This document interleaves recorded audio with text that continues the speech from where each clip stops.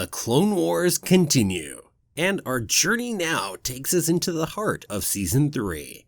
Come with me as I continue to watch through the Clone Wars for the first time.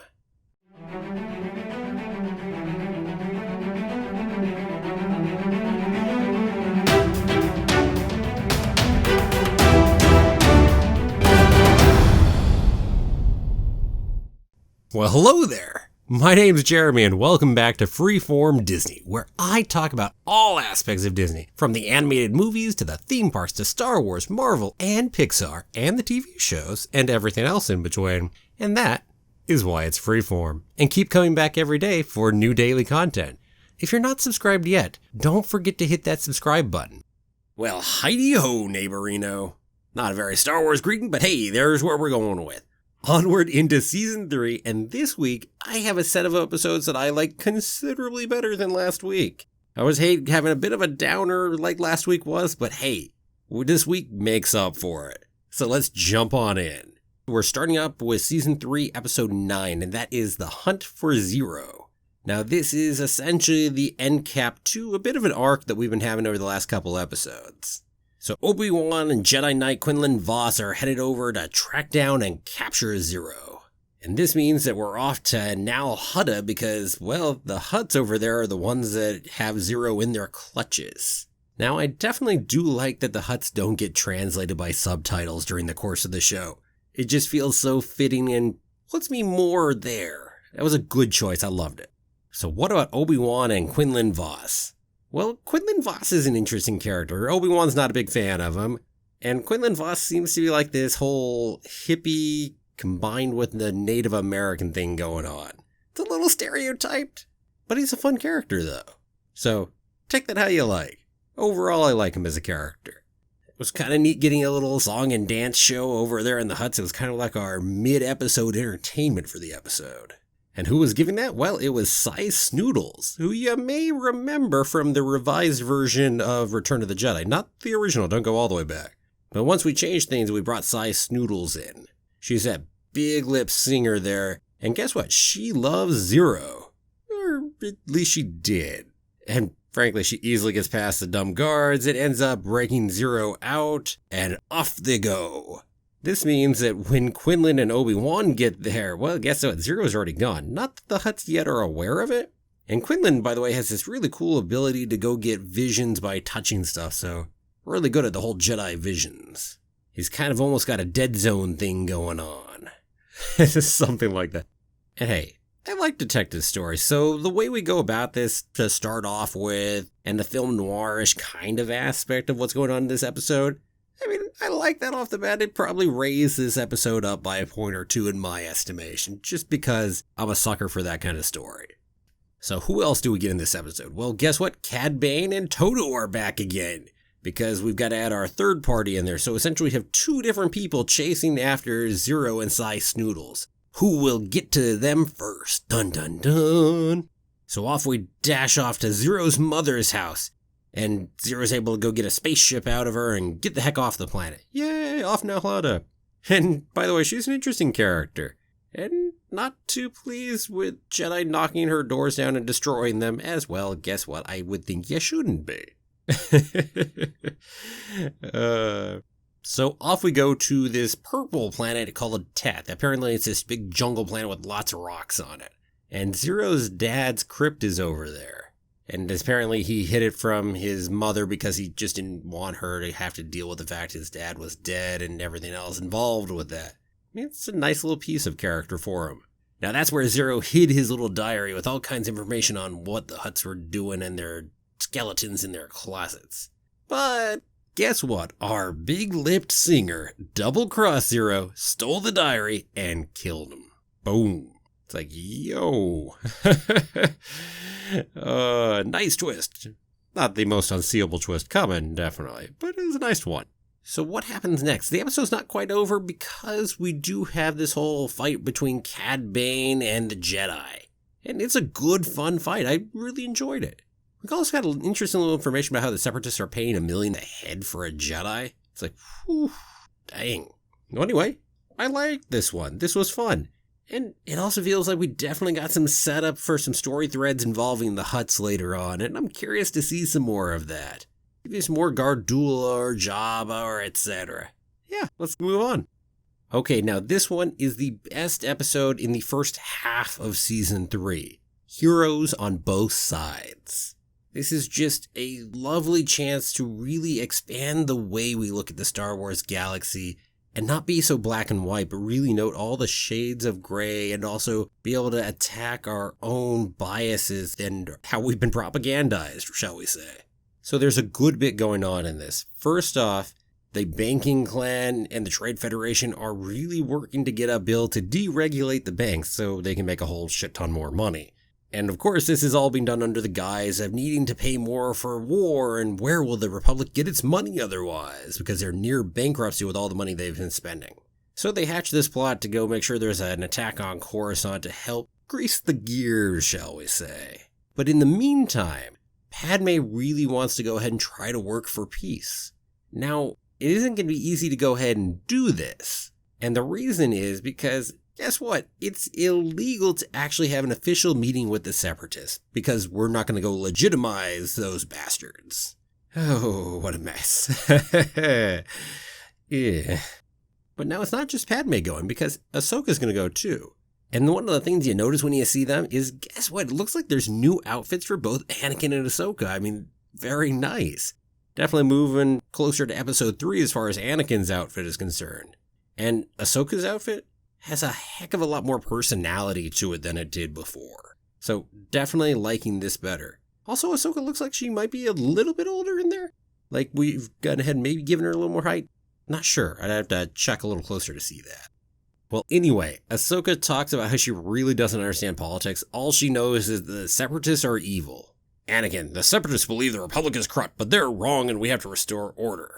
Ay. Well, it's time to give Ahsoka a little more knowledge about what the galaxy is really like as a whole, shall we say. So, using Ahsoka's ability to travel wherever as a Jedi, they head on over to Mandalore, and then from there they head off to Praxis. And they're going to go meet with an old friend of Padme's who is a Separatist and one of the politicians there. And this is Mina Baltari, who is Padme's old mentor from way back on Naboo when they both knew each other. And of course, Padme's got even more outfits. It would not be good old Senator Amidala without a whole bunch of intriguing outfits. And hey, I like the outfits. I mean, that's extra work on the animators to have to go ahead and do that, but nicely done. Keep up the good work. And there's some good comments between Ahsoka and some of the others she meets there. I mean, where we really say, hey, would it surprise you, young one, that many of us feel the same way about the Republic and the Jedi that you do about us? Or Ahsoka's reaction to the boy over there. It seems boys are the same whether they're Separatists or the Republic. Yeah. And then we got some more depth in terms of how the Separatists work. I mean, Dooku is merely the leader of the Senate. And they kind of got more like this British Parliament kind of thing going on. Now, of course, Dooku being a Sith Lord and everything else he's able to do and the power level he's got, it's not quite as democratic as one would like it to be. Definitely not. But anyway, their Parliament, or Senate as they refer to it, they go ahead and vote to open negotiations with the Republic. And you better bet, well, there are people that are not so happy about that one happening. When I was watching this at this point, I'm going, I wonder if there's going to be a long-term thing where we're going to come back to that boy in Ahsoka later on.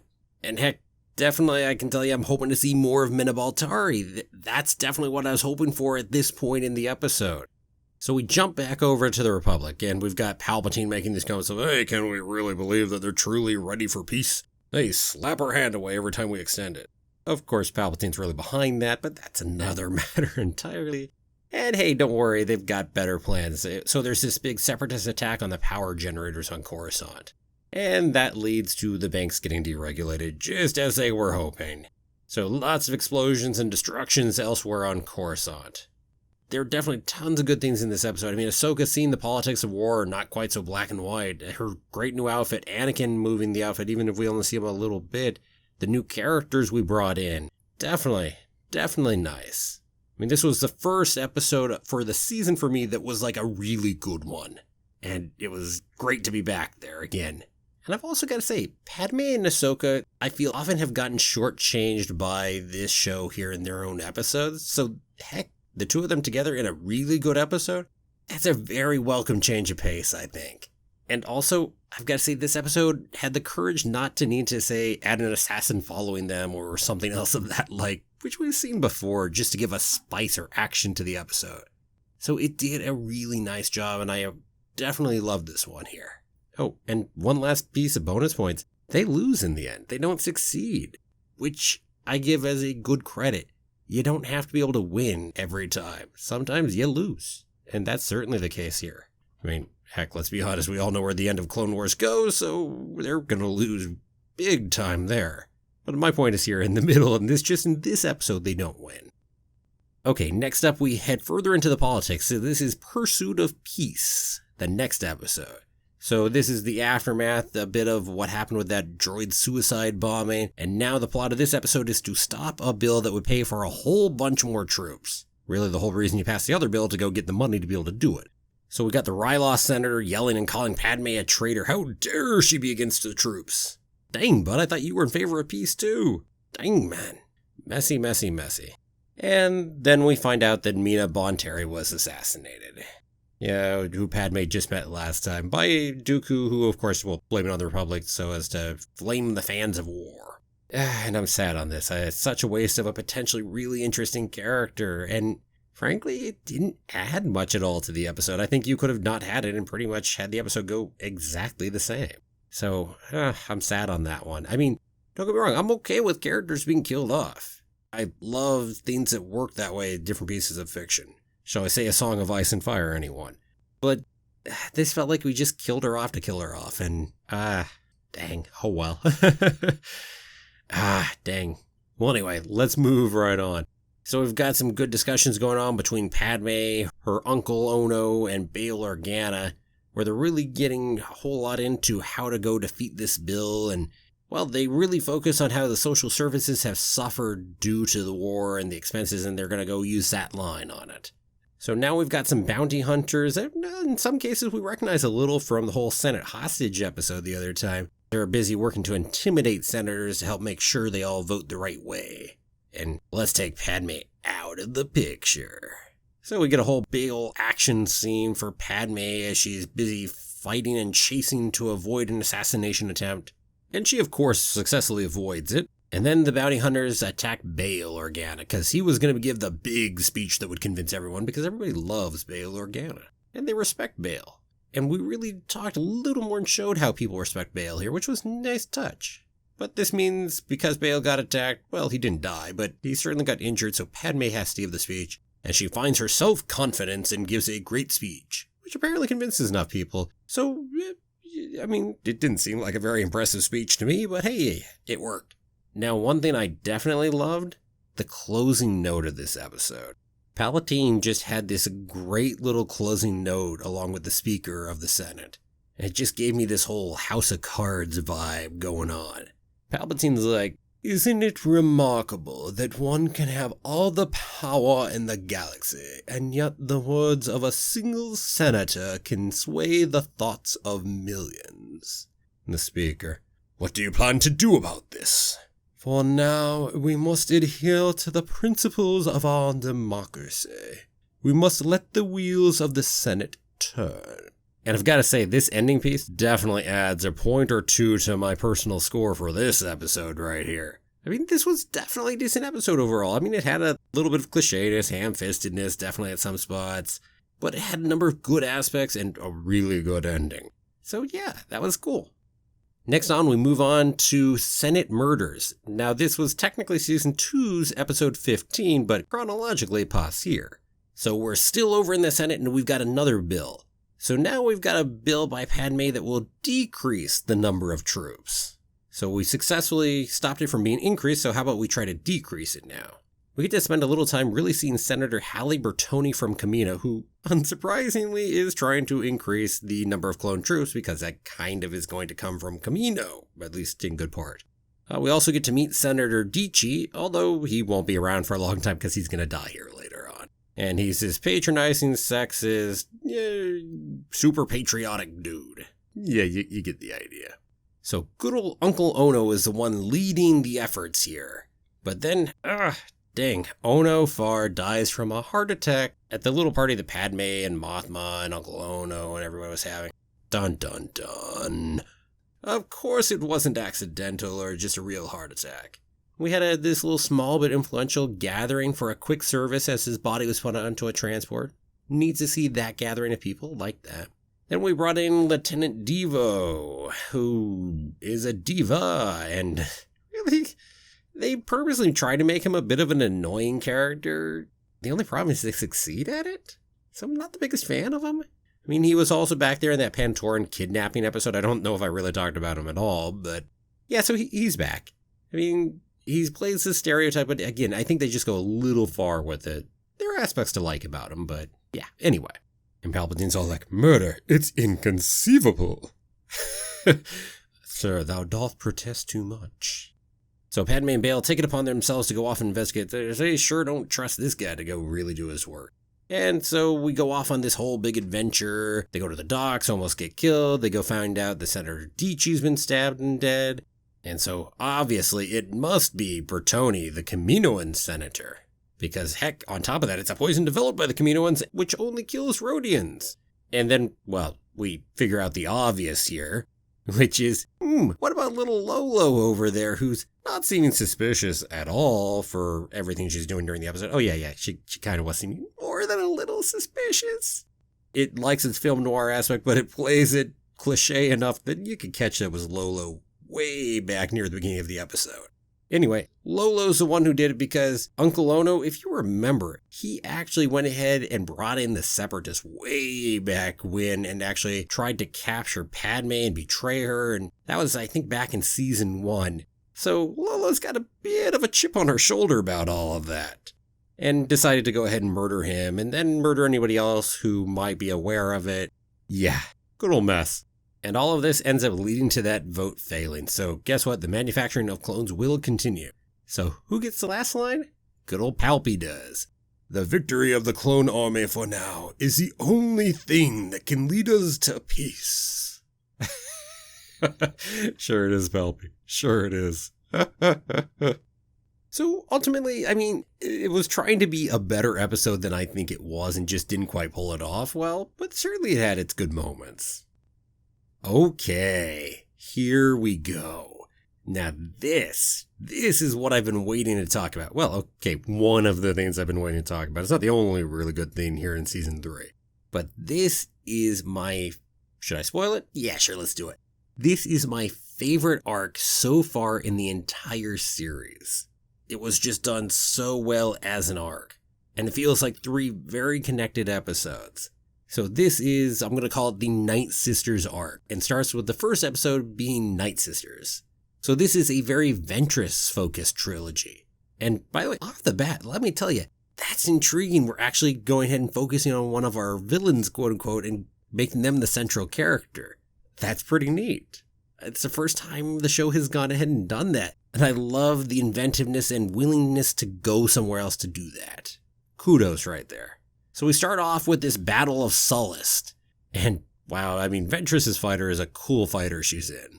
Well, anyway, good old Darth Sidious has decided that Ventress has become too powerful and a threat to him because you know that good old Dooku wants to overthrow Sidious because that's just kind of how the Sith work, of course. And so Sidious orders Dooku to eliminate Ventress. And well, Dooku just isn't ready to overthrow Sidious yet, so he doesn't have much choice here.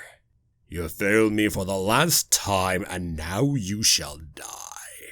And so this means that Dooku ends up telling the rest of the fleet to destroy their own command ship in there, because that's where Ventress is. Now, Ventress is there because she was having a fight with good old Obi-Wan and Anakin, and her fighter ends up there. They head there and have this big old lightsaber duel, and man, they are having one cool fight. And heck, this double force choke coming from Ventress, very cool as well. Oh, and by the way, Obi-Wan also looking much more episode 3-ish in terms of the hair, the face, the outfit. Oh, definitely nice. So anyway, of course the Jedi get out of there eventually, and Ventress ends up getting picked up by a salvage ship off of her little fighter. And then she goes ahead and takes out all 4 of those people on board with this big old choke and shove. And off we go to Dathomir. Which, I mean, Dathomir, only fog and witches over there, right? The witches of Dathomir are something I'm familiar with a little bit from way back in the EU, so definitely a little bit of familiarity, and man, I was curious about this because of that. So this is cool. Now, heading over there, the outfits of the different witches and the environment of the planet are really nicely done. Then we end up getting all these cool flashbacks of Ventress, get to see her backstory, how she had to be given up to protect the clan on Dathomir. Then she gets rescued by a Jedi, and then she gets trained, but then the Jedi gets killed, so she really goes on this whole path of vengeance and becomes the apprentice to Dooku. Whew, quick backstory on Ventress. So good old mother there sets up Charis, Nolith, and Ventress so as to help them get their revenge. And that's where we go with the rest of this episode. We go ahead and give them this cool ability to become invisible-ish. And then we also give them this nice poison dart so it'll dull Dooku's ability. And off to the planet that Dooku is on now, with his little fortress. And we scale it up and get up there. And man, I mean, he sleeps in this giant chamber. I mean, he is rich. Count Dooku, after all. And then we have this big fight break out. I mean, it is another amazing lightsaber duel. And this is with Dooku mostly blinded, no less. I mean, dang, really cool fight. 3v1.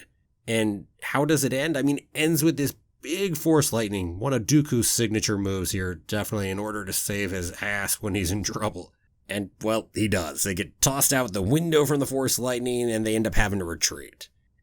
But the cool thing is, with the invisibility that they were using, and they went ahead and got nice green-blue lightsabers so as to make it look like Jedi were attacking him, and just in case things went south, which they did, well, then Dooku is certainly really freaked out a little bit. And so he goes ahead and then gets contacted by good old Mother Talzin of the Night Sisters, who offers him a new male apprentice, which he certainly takes up given the recent encounter and how he definitely wants an apprentice to help make sure he's got a little more protection going on. This episode, just wow, what an episode. I mean, it feels night and day versus the first half of the season. The quality was just up across the board. The pacing is excellent. The fights are great. And there's good reason for the fights, too. They're not just there to have a fight. There's lots of new lore in this episode. There's tons of character building. We get to see new planets. And also, by the way, this is insight into characters that we don't necessarily get much insight into. I mean, they're villains after all, right? So, yeah, I mean, whoa, this was good. Love this one. Next up, we have Monster, the midpoint of this arc. So Dooku comes on over to Dathomir to get his new apprentice offered to him by Mother Talzin. And of course, Dooku makes another play to try to get the Night Sisters to go join his side and the Separatists and all that. To which the Night Sisters and Mother Talzin are like, yeah, no. Our only loyalty is to each other. We are not getting involved in all of your stuff out there. And there was an interesting little note about Dooku doing Mother Talzin a favor long ago. I'm curious if we'll get some more on that somewhere later down the line, because that was interesting. Just a quick little blinking to miss it kind of reference. So who's this apprentice going to be? Well, Darth Maul's kin live on the far side of Dathomir. And as the witches say, well, men, they're easy to acquire, hard to control. And so this is where that apprentice is going to come from. So Ventress goes ahead and takes her cool-looking speeder, frankly, off over to the other side of the planet. And the way Ventress treats them, they are just completely cowed by the witches. What a fine-looking specimen. And she just beats up anyone she chooses. I mean, they're very, very subservient, and you can tell they ain't happy about it, but they feel they have no choice. So she selects 6 of them and has them compete. Essentially, this is a death match down to 1, and that person will be the one that she picks. And so they get killed off bit by bit. We get to watch these fights as they go. And by the end, we've got 2 of them still surviving. Now, the winner is Savage, who really went ahead and protected his brother Pharaoh. And well, in this case, Ventress let Pharaoh live. Well, or at least he got to live for a little bit. Because Savage really, really, really cared about his brother. But this is where it gets really, really messy, shall we say. So the Night Sisters then perform a ritual and make Savage way more powerful and a lot bigger. And then once they finish this, they order him to kill Pharaoh, and he does it without hesitation. Whew. God, after all that, everything he's done to protect his brother. It's painful right there. And also, of course, shows you the control they have over Savage. So Savage oppress. And they also give him this really funky, cool, enchanted blade. So no lightsaber form or anything, but really cool blade. Then he's sent over to Dooku, but bear in mind, this whole idea is to send in kind of a sleeper agent against Dooku that will be turned against him at the right time in order to kill him. So Dooku now has Savage, and he wants to test him, so he sends him off to go take the temple over on Deveron, which we have referenced before. Remember, I made this whole thing, I don't know where I was thinking of Deveron from, which is Deveron, not Deveron. Yeah, long story, Star Trek, Star Wars, you get the idea. Anyway, so Savage goes ahead and heads to Deveron and just massacres everyone over there. And takes out two unknown to us Jedi, at least I don't think they're known. Both the Master and the Apprentice, takes him out, boom, dead. And by the way, it was an impressive fight, and loved the music to it as well. It really worked well. Okay, so that was that episode, and I've got to say, wow, really shaking things up here, and there was even more lore expansion in this episode. And yeah, whew. Now I think the first episode edged it out, but that's not saying anything bad about this one, because I love this episode. This arc is really good, and hey, this was just the midpoint. Off we head onward. We're going to head on to the last episode in this arc, and that is Witches of the Mist. Now, we do a big point of view shift in how we're looking at this one. At first, to me, I thought, oh, hey, look, we're shifting our point of view to the Jedi. Although not really, we're just adding their viewpoint, and we start over with them, because they're investigating the deaths of the other Jedi back over on Deveron, and so they're really wanting to find out who the heck Savage is and eradicate him. And so this means we got a bunch of the different Jedi talking, like Plo Koon and Obi-Wan and Galia, and we intercut between the Jedi and a lot of training montage between Dooku and Savage, who Dooku, just easily takes Savage out. Hand behind the back, it's so bloody easy for him. Why? Because Dooku has, not only a hellacious amount of power, but also skills and tactics. Something Savage definitely lacks right there. And amongst the training montage stuff we end up getting, we get this whole raising of a bunch of statues by Dooku, and Savage going, "It is impossible." And I don't know about you, but I thought I caught that reference right there. Oh yeah, Empire Strikes Back. It's only impossible because you think so. So build your hatred, pull from your anger. Yeah, a little bit of a different way of going about it and how we choose to do it, but nicely done, nicely done. With the Jedi, Yoda and Windu and Obi-Wan are all talking, and they show Obi a little bit of that good old footage of Savage. And at first he thinks Darth Maul, but he's like, no, it can't be Darth Maul. And it's not, but it's the same species. And that species actually comes from Iridonia, although some of them have been raised on Dathomir, just like Darth Maul, by the good old witches. So Anakin and Obi-Wan head off to Dathomir to try to track down Savage. And meanwhile, Savage is headed off to Toydaria to go capture the king alive, as he was ordered to do so by Dooku to prove his abilities and prove that he could go ahead and be more than just a killing machine, i.e. capture the king alive. Now over on Dathomir, Mother Talzin goes ahead and ends up showing them that Savage is over on Toydaria because she's fine with that. It's time to go ahead and put the witch's plot into motion, even though it's a little ahead of time and Ventress doesn't think Savage is ready, but hey, time is what time is. Shoot.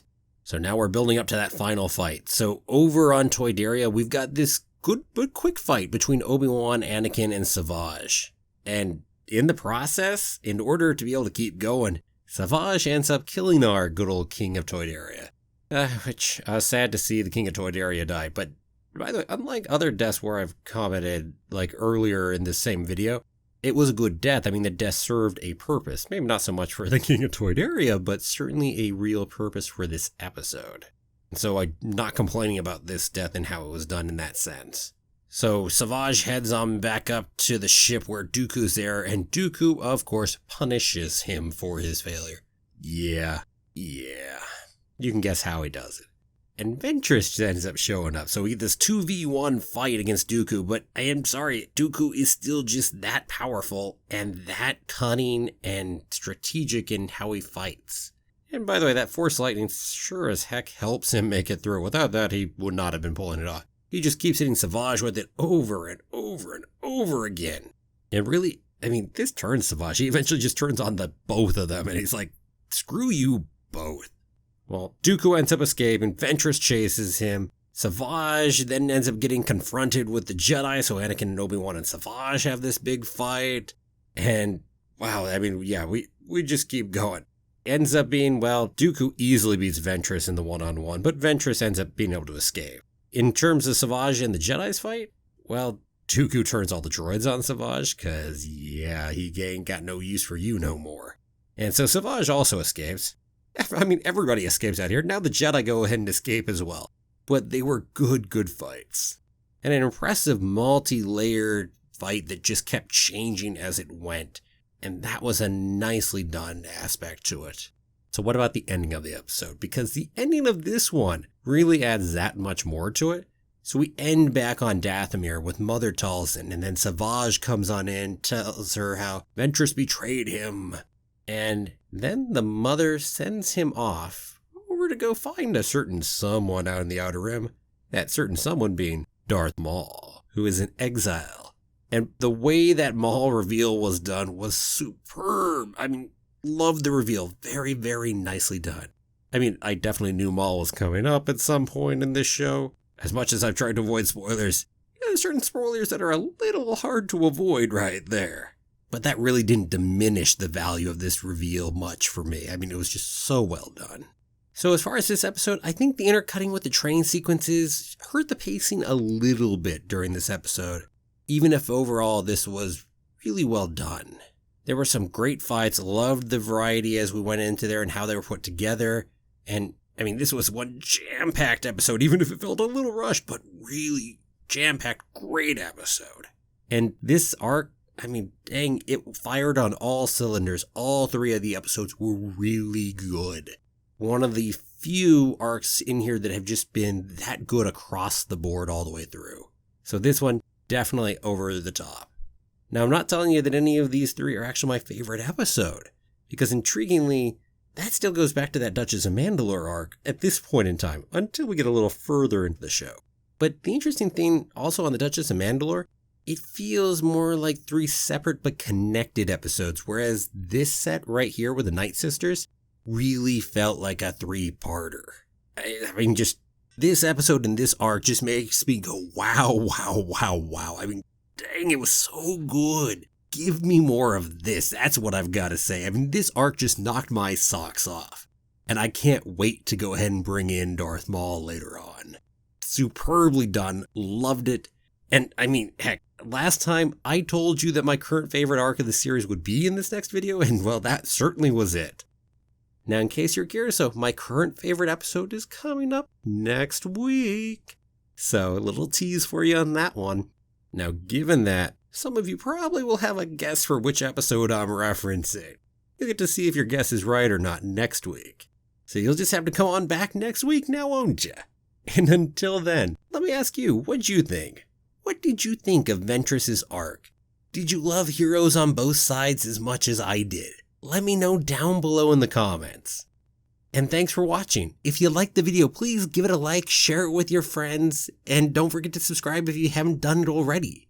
I'll see you back here tomorrow for another new episode of Freeform Disney. Have a magical day, and may the Force be with you always.